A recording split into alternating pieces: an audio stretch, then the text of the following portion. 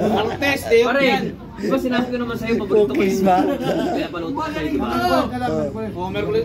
Martes, day off mo. Pero hindi ko sinabi sa'yo na ikaw bibili lahat ng ingredients. Ang sabi mo sa akin... Ano ba yung biryani? Pagkain. Pare, di ba sabi mo sa akin? Ewan ko, ano ba pagkakaintindi mo sa biryani? Di ba sabi mo sa akin, ikaw na ba sa ingredients? Di ba ba may Pagkain ng ingredients? mga... Ako magluto ka nila. Mga Indianos. Oo, Indianos. Ako na nakakain na!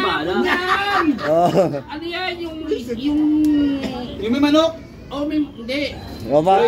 May dilaw ang kanin. Ang kanin niya mahaba. Mahal yun. Pansit yun. 140 yun. 140. Tapos ang manok.